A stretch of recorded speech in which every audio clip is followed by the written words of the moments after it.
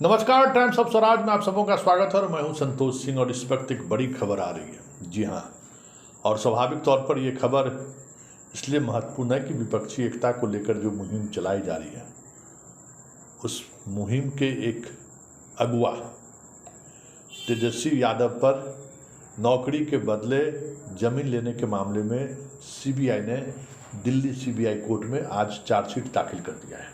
जी हाँ, 12 जुलाई को इस पर सुनवाई होनी है और 12 जुलाई से ठीक पहले चार्जशीट दाखिल कर दिया। और इससे पहले सुनवाई के दौरान सीबीआई कोर्ट ने ज़बरदस्त फटकार लगाई थी सीबीआई को कि आप क्या पूरक चार्जशीट दाखिल करना चाहते हैं, आपके पास अगर कुछ एविडेंस है तो उस एविडेंस को लाने में इतना वक्त क्यों लगा रहे हैं।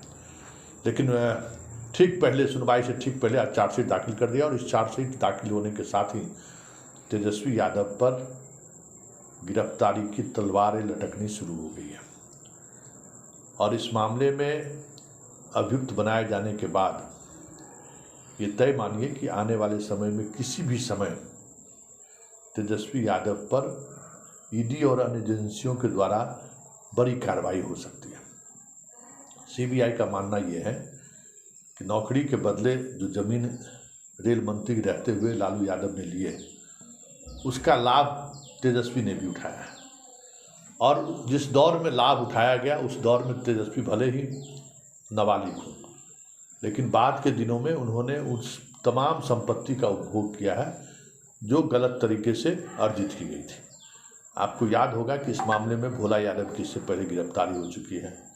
इस मामले में कई और अभियुक्तों की पहले गिरफ्तारी हो चुकी है। गोपालगंज से भी लोगों की गिरफ्तारी हो चुकी थी और अब तेजस्वी भी इस मामले में अभियुक्त हुए हैं। हालांकि इस मामले में कई बहनों पर के यहाँ भी, बहन के ससुराल में भी छापेमारी हुई थी और उस दौरान ईडी और सीबीआई की पूरी टीम इस छापेमारी में शामिल थी।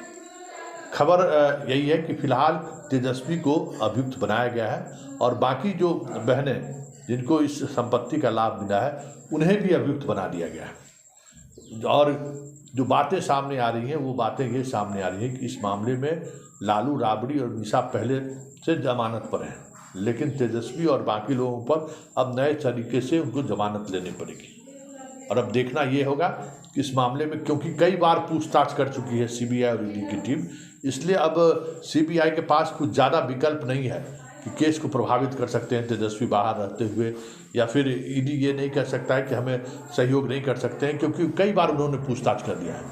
लेकिन इन सब से इतर जो सबसे महत्वपूर्ण बात है कि जिस तरीके से कार्रवाई हो रही है उस अंदाज को अगर आप गौर करेंगे, या फिर जो ऑपरेंटिस रहा है वर्क कार्य करने का, या इस तरीके के मामले में जो सरकार की जो नियति रही है, उस नियति के तहत ये कहा जा रहा है कि तेजस्वी की अब किसी भी समय गिरफ्तारी हो सकती है।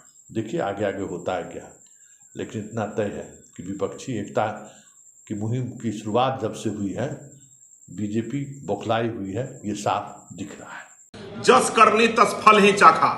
लालू, राबड़ी जी, तेजस्वी यादव जी, ये सब पर लैंड फॉर जॉब के मामले में चार्जशीटेड ये लोग हो गए।